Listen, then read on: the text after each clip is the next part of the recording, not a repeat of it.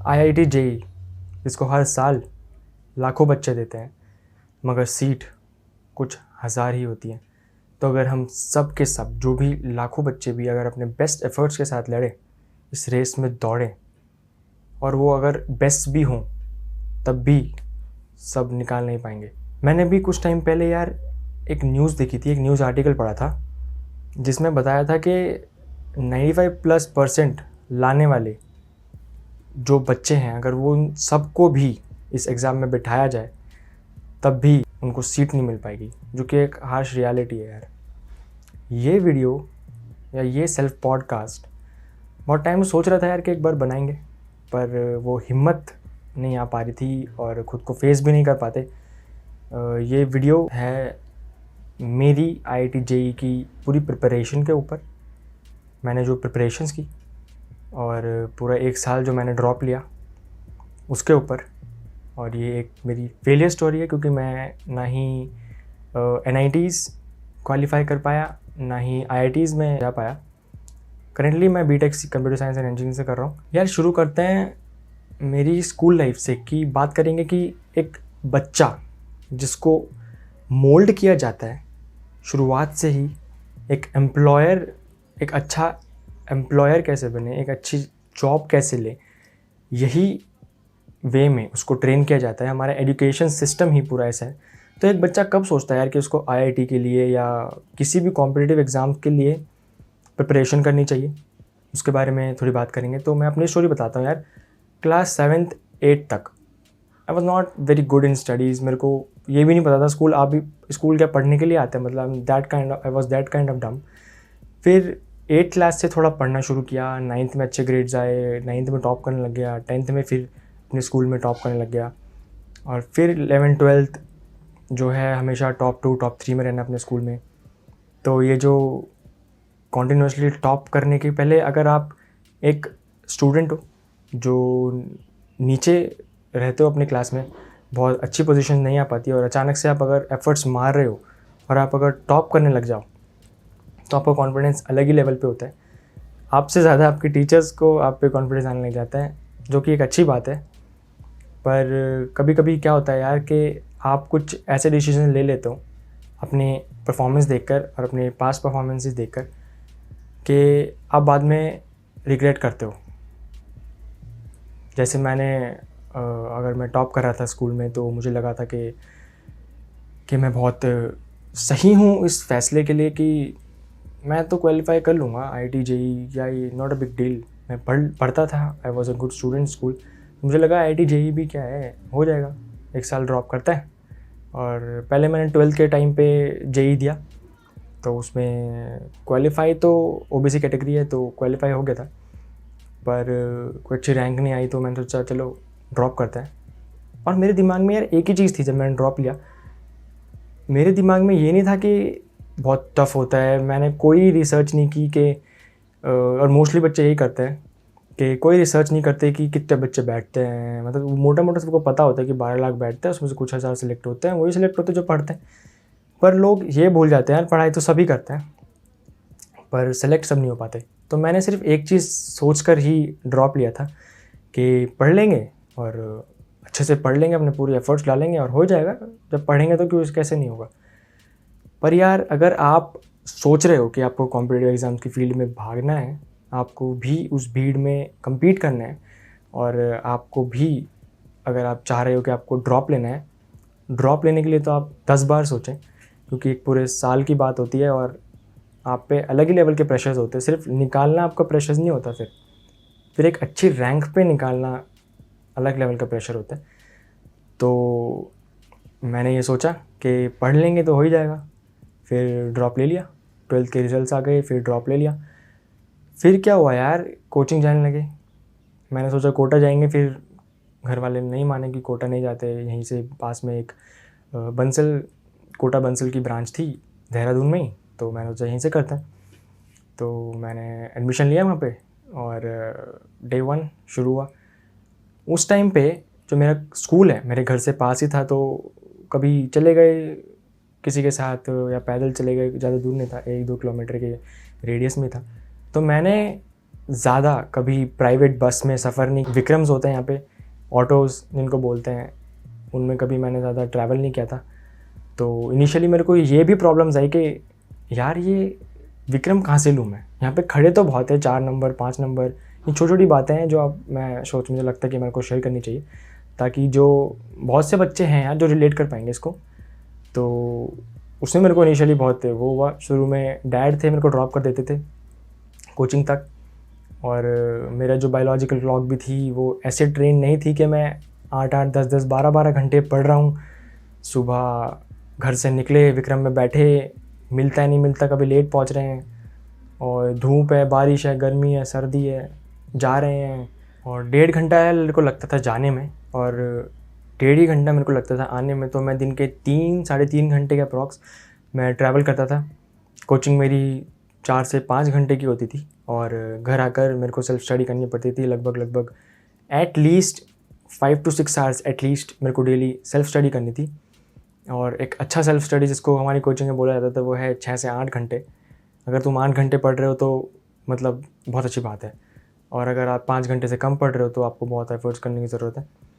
फिर यार क्या होता है कोचिंग में कि शुरुआत में आप हाइप्ड अप होते हो, आपकी बायोलॉजिकल क्लॉक अभी उस तरह से आप ट्रेन नहीं कर रहे हो, अभी इनिशियल डेज है, तो ट्रैवलिंग की आदत पड़ी, थोड़ा पढ़ने की आदत पड़ी, टेस्ट हुए, मॉक टेस्ट हुए, कोचिंग में जो टेस्ट होते हैं वो है, तो वो टेस्ट दिए। शुरुआत में क्या होता है यार कि जब आप कुछ चीज़ शुरू करते हो तो बहुत एंथुजियास्टिक होते हो आप, एनर्जी होती है एक, और अभी ज़्यादा टाइम नहीं हुआ है, 2-3 हफ्ते हुए, पहला टेस्ट है तो आप अच्छे से पढ़ते हो अभी, और उसमें ज़्यादा सिलेबस भी नहीं आता। कोचिंग में क्या होता है यार, मेरी कोचिंग में क्या हुआ था कि अगर आपके 2 चैप्टर्स हुए हैं अब तक, तो अगले टेस्ट में वो 2 ही आएंगे, फिर अगले टेस्ट में जितने चैप्टर्स होंगे वो कंपाइल होकर बढ़ते रहेंगे। तो शुरू के टेस्ट क्या होता है यार, कम सिलेबस, और अभी ताज़ा पढ़ा है, तो शुरू के टेस्ट में अच्छा परफॉर्म किया, टॉप 3 टॉप 4 में आए। फिर अगले टेस्ट हुए, उसमें भी टॉप 5 तक आए। फिर धीरे धीरे जब टेस्ट होने लगते हैं, आपकी डेली का रूटीन रिपीट हो रहा है, फिर आते हैं प्रेशर्स, जो प्रेशर आते हैं आप पे, और दिन भर आपको नहीं पता कि बाहर क्या चल रहा है, आपको नहीं पता कि किसकी शादी हो रही है, आपको नहीं पता कि आपके कज़न्स के क्या हाल है, आपके फ्रेंड्स कौन से कॉलेज में वो कर क्या रहे हैं, आपको नहीं पता। आपको सुबह उठना है, सुबह 5 बजे उठना है, रेडी होना है, पढ़ना है, रिवाइज़ करना है, फिर जाना है, बस पकड़नी है, विक्रम पकड़ना है, 1.5 घंटे ट्रैवल करना है, कोचिंग जाना है, वहाँ पे अटेंशन से पढ़ना है, और 1 ही साल है तो 2 साल का सिलेबस पूरा कवर करना है, डाउट्स पूछने हैं, पीछे नहीं रहना है, थकान हो रही है उसको अवॉइड करना है, डाइट भी फिर देखनी है, जो कि यार डाइट नहीं देख पाते, छूट जाती है, और जब फिज़िकल हेल्थ ख़राब होने लगती है, फिज़िकल हेल्थ वाला फैक्टर मुझे लगता है सबकी प्रिपरेशन में कॉमन होगा, जो ख़राब होती ही होती है, मेरी भी बहुत ज़्यादा हुई थी। मेंटल प्रेशर्स आते हैं, डिप्रेशन का फेज़ आता है, उस डिप्रेशन के फेज़ में आप ज़्यादा किसी से बात नहीं कर पाते, लोग समझ नहीं पाते कि क्या हो रहा है, आप खुद नहीं समझ पाते कि क्या हो रहा है, और प्रिपरेशन चलती रहती है। इन सब प्रेशर्स के बीच में क्या होता है यार कि आप तो अपना बेस्ट एफर्ट्स डालते रहते हो, फिर एक ऐसा पॉइंट आता है कि आपके ग्रेड्स डिक्रीज़ हो जाते हैं। ये मैं बात कर रहा हूँ मेजॉरिटी ऑफ द स्टूडेंट्स के साथ जो होता है, जो मैंने देखा है, जो मेरा एक्सपीरियंस है, और जो टॉपर्स हैं उनकी बात अभी नहीं हो रही है, जो मेजॉरिटी, जो एक जनता होती है जो डिसाइड कर लेती है मेरे को कॉम्पिटिटिव एग्ज़ाम में जाना है, मेरे को ड्रॉप करना है, उनका एक्सपीरियंस मैं बता रहा हूँ। फिर क्या होता है यार, अपना आप बेस्ट तो देते हो, पर आपके जो ग्रेड्स हैं वो उस लेवल के नहीं आ पाते जो आप सोच रहे थे कि जितना मैं एफर्ट्स डाल रहा हूँ उतने आने चाहिए। फिर धीरे धीरे आपके ग्रेड्स नीचे जाते हैं, फिर आप टॉप 3 टॉप 4 टॉप 5 से बॉटम के टॉप 5 टॉप 6 में आ जाते हो। कुछ एक्सपीरियंसेस आपके ऐसे भी होते हैं, जो मेरे साथ भी हुआ था, और उस टाइम पे आप अपने फ्रेंड से नहीं मिल रहे हो, आपकी फैमिली बस आपको देखती है, तो मेरी फैमिली तो ज़्यादा बोलती नहीं थी यार, पर बस इतना ही बोलती थी कि पढ़ाई ठीक चल रही है तो करते रहो, और ऑल द बेस्ट, पढ़ते रहो।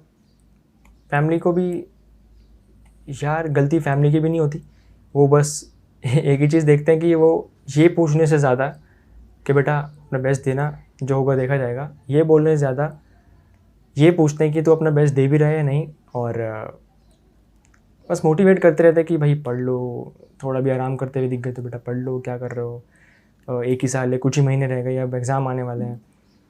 फिर धीरे धीरे क्या होता है यार कि आप पढ़ाई तो कर रहे हो, वो प्रेशर्स आते हैं, फिर भी आप एक डिप्रेशन वाले फेज़ में चले जाते हो, किसी से बात नहीं हो रही है, कोई आपके टीचर साथ नहीं है, आप अपने आप को अकेला फ़ील करने जाते हैं। और जो कोचिंग की फ्रेंडशिप होती है ना यार, वो और स्कूल की फ्रेंडशिप या कॉलेज में जब आप आओगे तो तब की जो आपके फ्रेंड्स बनेंगे, उसमें ज़मीन आसमान का फ़र्क होता है।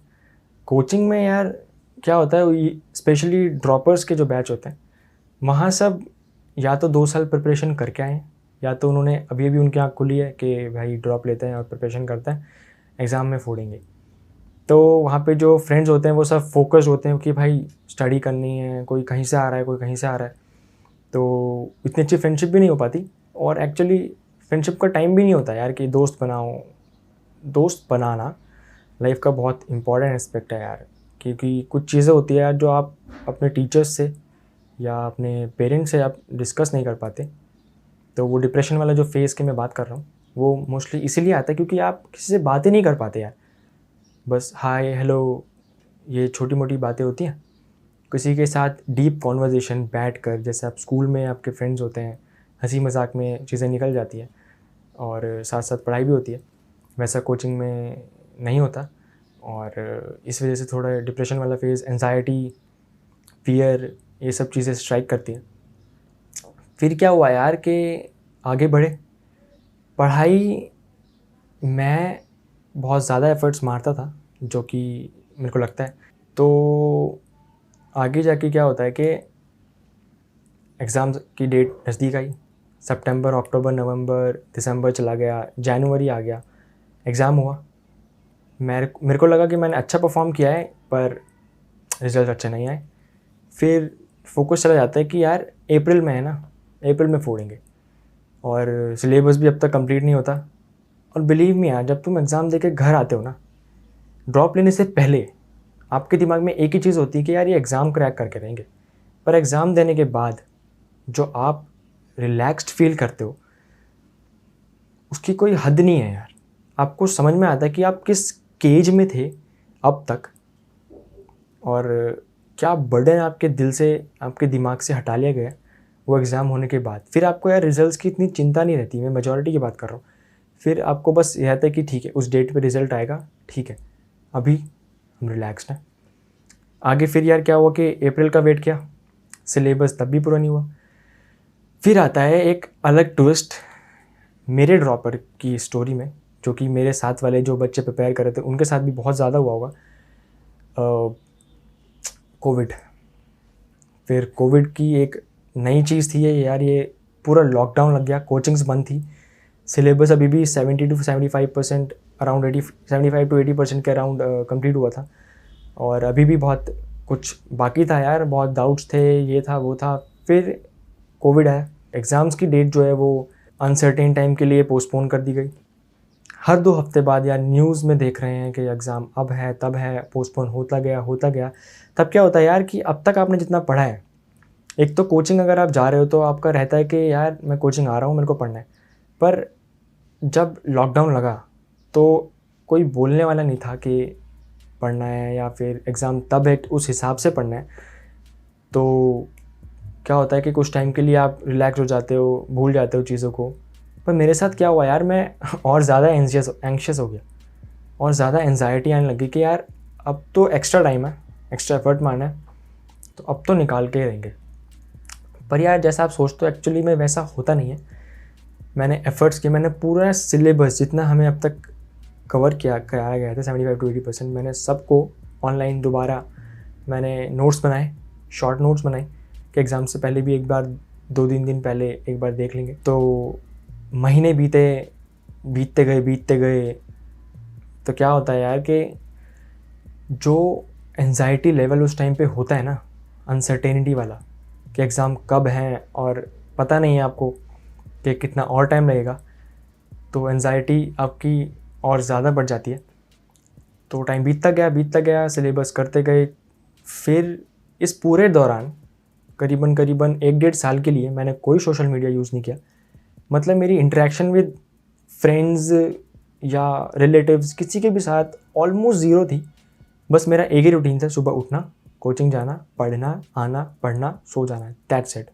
इसके अलावा कोई रूटीन भी नहीं था। तो क्या होता है यार कि साइकोलॉजी इस तरह से बताती है चीज़ों को कि आपका माइंड रिफ़्रेश होना बहुत ज़रूरी है, जिससे मैंने ध्यान नहीं दिया। ये मेरी पहली गलती थी कि मैं बहुत सीरियसली लेता था चीज़ों को, एक बर्डन के तौर पे लेने लग गया था बाद में। फिर क्या हुआ यार कि सितंबर आया, एग्ज़ाम की डेट आई, और जो सिलेबस कराया था 1 साल हो चुका था, और अभी मैं जो ऑनलाइन स्टडी कर रहा था वो ऊपर से होती है, इतनी अच्छी नहीं हो पाती है। उसके शॉर्ट नोट्स बने। तो चीज़ें क्या होता है यार कि IIT JEE में बहुत कुछ रटना पड़ता है, बिलीव मी। सिर्फ समझना नहीं होता, रटना होता है। और बहुत से फॉर्मूलाज होते हैं, बहुत सारी, अगर केमिस्ट्री की बात करो तो भाई उसमें तो एक्सेप्शंस की महामार है, वहाँ तो एक्सेप्शन है। तो वो चीज़ें ध्यान रखनी होती है। ऑर्गेनिक, इनऑर्गेनिक में चीज़ें बहुत याद रखनी होती है। तो वो चीज़ें थोड़ी वॉश आउट होने लगी ब्रेन से। और फिर एग्ज़ाम आया, एग्ज़ाम दिया, बहुत अच्छा नहीं गया, क्योंकि एग्ज़ाम वाले दिन और उससे 1 हफ़्ते पहले तक भी बहुत ज़्यादा प्रेशर था कि यार अब भी होगा नहीं होगा, पोस्टपोन ना हो जाए। पर फाइनली सितंबर में जाकर एग्ज़ाम हुआ, मेंस हुआ, उसके रिज़ल्ट आए, बिल्कुल भी सेटिस्फैक्टरी रिज़ल्ट नहीं आया। और जब अच्छे रिज़ल्ट नहीं आते तो दुख तो होता ही है यार। पर जब एग्ज़ाम हुआ तो मैंने खुद से पूछा यार कि एग्ज़ाम के बाद यार जो रिलैक्स्ड आप फील करते हो उसकी कोई हद नहीं है यार। फिर बस एक ही छोटी सी टेंशन होती है, वो है रिज़ल्ट कैसा आएगा। और मोरलेस आपको पता होता है यार एग्ज़ाम हॉल से जब आप बाहर निकलते हो कि रिज़ल्ट कैसा आएगा। तो मेरे को पता था कि इतना अच्छा नहीं गया, तो जितनी मेरी पोटेंशियल थी उसके आसपास भी नहीं था वो रिज़ल्ट मेरा। जितने मेरे को लगता था कि मैंने जितनी एफ़र्ट्स डाले हैं और जिस तरह से मैंने प्रिपरेशन की है, जितना मैंने हार्ड वर्क पुट किया है, उसमें एफ़र्ट्स पुट किए थे, उस हिसाब से बिल्कुल भी रिज़ल्ट नहीं आया। तो मेंस का रिज़ल्ट आया, उससे पहले मैंने अपने आप से पूछा यार कि रिज़ल्ट ही सब कुछ है। तो मेरे अंदर से आवाज़ आई यार, ये जेल थी, यहाँ से आज़ादी तो मिली है। तब जाके 1 साल की पूरे एफ़र्ट्स के बाद, 1 डेढ़ साल के बाद पहली बार रिज़ल्ट जब एग्ज़ाम हुआ, तब रिलैक्स्ड फ़ील किया यार बहुत। तब मेरे को समझ में आया कि यार ये कॉम्पिटिटिव, क्योंकि अगर आप एक नदी में हो और आप बहे जा रहे हो तो आपको समझ नहीं आएगा यार ये पानी किस तरफ जा रहा है, कितनी इसकी स्पीड है, और कितने लोग मेरे साथ तैर रहे हैं। पानी को ऑब्ज़र्व वही कर सकता है जो किनारे पे बैठा हो। तो जब एग्ज़ाम हो जाता है तो अचानक से आप उस भीड़ से हट के किनारे पे बैठते हो कुछ टाइम के लिए, और अपने आप से इंक्वायर करते हो, और आप देखते हो यार ये कितने लोग बह रहे हैं। जहाँ मैं अभी बहा, वहाँ फिर से भीड़ आई जा रही है उसी पानी में बहने के लिए। और ये कुछ इस तरह से कि आप टनल सोच सकते हो कि ये कोई टनल है, कुछ इस तरह से है कि जब आप एंटर करते हो तो वो बहुत चौड़ी है, इन्फिनिट है, कितने भी आ सकते हैं। पर आगे जाके वो फनल श्रिंक होती जाती है और बहुत ही कम उसे पार कर पाता है। बाकी मेजॉरिटी यहीं पानी में रह जाती है। कुछ डूब जाते हैं, कुछ किनारे पे आ जाते हैं, इंक्वायरी कर लेते हैं। तो एग्ज़ाम के रिज़ल्ट फिर आ गया और कुछ खास आया नहीं, क्वालिफ़ाई हुआ मीन्स, बस क्वालिफ़ाई हुआ मीन्स। एडवांस के लिए बिल्कुल भी कॉन्फिडेंस नहीं था। उसी हिसाब से फिर रिज़ल्ट भी आया कि क्वालिफ़ाई नहीं हुआ, रैंक भी अच्छी नहीं आई। कुछ गवर्नमेंट कॉलेज मेंस के बेसिस पे मिले थे, पर वर्थ इट नहीं था यार कि अपना घर छोड़ के इतनी दूर जाना पंजाब के साइड, वहाँ पे कुछ कॉलेज लेना, ना ही कॉलेज इतने अच्छे मिले थे। तो यहाँ पे फिर मेरी जेई की स्टोरी ख़त्म हुई। पर यार ये जेई ख़त्म तो हो जाता है, पर उसका प्रेशर यार दिमाग से जाता नहीं है। पूरा 1 साल आपके जूनियर्स आपके साथ हैं, आपके साथ वाले आपसे आगे हैं, वो चीज़ देखना, ये चीज़ समझना, बहुत प्रेशर आता है यार। मैं तो बस अभी बता सकता हूँ, जो इस चीज़ से होकर जा चुके हैं वही समझ सकते हैं कि कितना प्रेशर होता है। यहाँ तो मैंने सिर्फ एक एग्ज़ाम की बात की है यार, कि जेईई सिर्फ एक एग्ज़ाम की बात की है। यूपीएससी हो गया, नीट ऑफ कोर्स, जिसमें सब जाते हैं और बहुत जो मेजॉरिटी है यार वही फेल हो जाती है, और कुछ पीपल आगे निकल जाते हैं, कुछ मेजॉरिटी रह जाता है। तो उन्हीं का कुछ एक्सपीरियंस मैंने शेयर किया यार।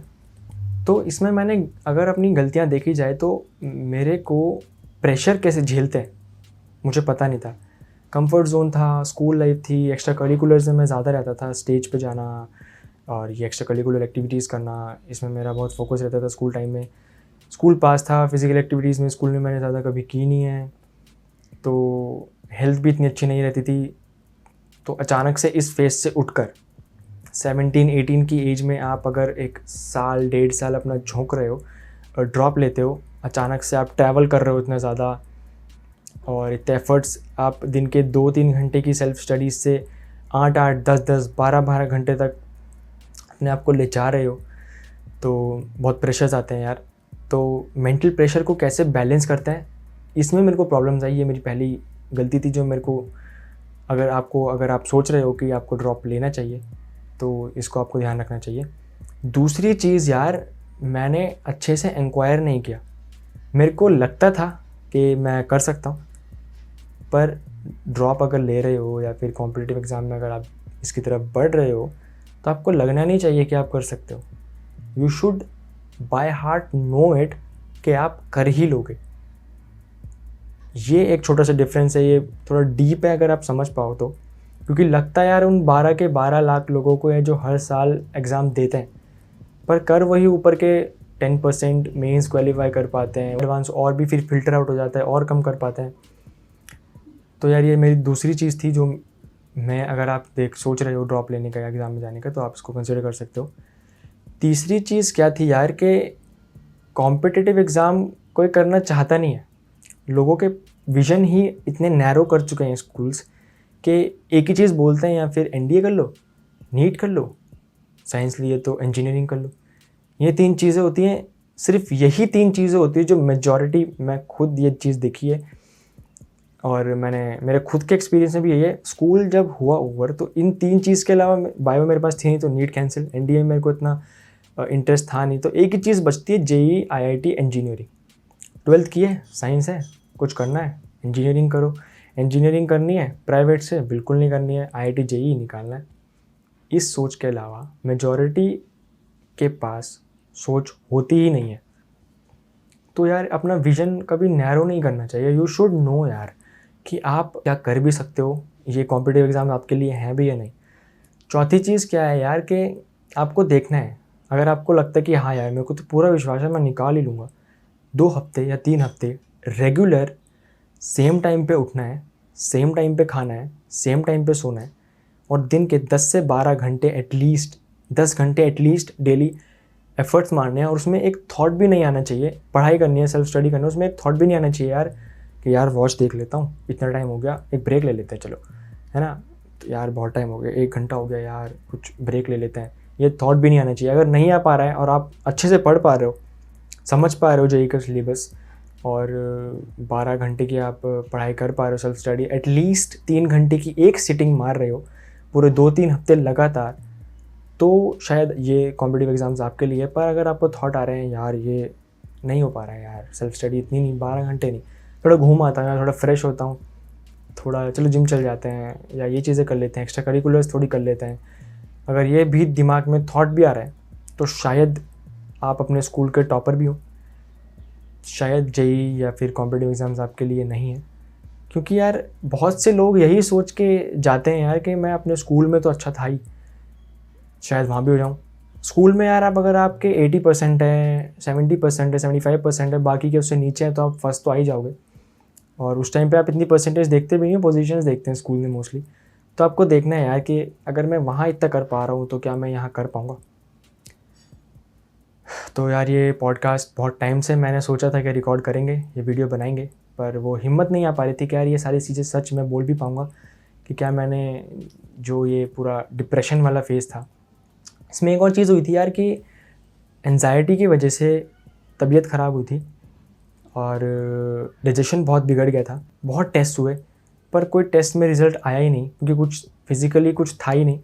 और ये सब बाद में जब फिगर आउट किया, आर्टिकल्स पढ़े और डॉक्टर को दिखाया, तब जाके पता चला कि यार कि ये एंजाइटी की वजह से था। सबसे पहला जो एंजाइटी का असर होता है वो आपके डाइजेशन पे होता है, और जब डाइजेशन पे होता है तो आपका माइंड और आपकी बॉडी, दोनों ही एफिशिएंटली काम नहीं कर पाती है। और ये जो फेज़ था जब डाइजेशन ख़राब हुआ और भूख नहीं लग रही है, इरिटेशन हो रही है, एंजाइटी हो रही है, फिर भी आप पढ़े जा रहे हो, बहुत मुश्किल फेज़ होता है यार, काइंड ऑफ जेल ही है। तो अगर आप इस जेल में जाना चाहते हो, जिसके से होकर जाने के बाद लोगों को एक सुनहरी कोई गोल्डन बर्ड दिखती है कि यार जेल में रहेंगे, मेहनत करेंगे और वो गोल्डन बर्ड अपनी हो जाएगी, तो यार सबकी नहीं होती। और एक बार खुद से पूछना भी होता है कि आईआईटी ही क्यों, या कॉम्पिटिटिव एग्ज़ाम्स ही क्यों, इसके अलावा क्या कोई ऑप्शन नहीं है? एक्चुअली लाइफ से करना क्या है, एक्सपेक्ट क्या करते हो, आपको चाहिए क्या लाइफ से? क्या कॉम्पिटिटिव एग्ज़ाम, आईआईटी यही आपका गोल है, या फिर कुछ और भी है लाइफ में वर्थ इट? क्या आप इसके लिए बने भी हो, या फिर आप बिज़नेस फील्ड के लिए बने हो? जैसे मैंने फिर इंक्वायरी की तो मेरे को लगता है कि यार जॉब भी मेरे लिए नहीं होगी, बिज़नेस इज़ समथिंग जो मैं लुक फॉरवर्ड कर रहा हूँ आने वाले टाइम में। तो यार यही था मेरा सेल्फ पॉडकास्ट। आई होप कि आपको इससे कुछ टेक अवेज़ मिलेंगे और आप रीथिंक करोगे कि आपको ड्रॉप लेना है या नहीं लेना है।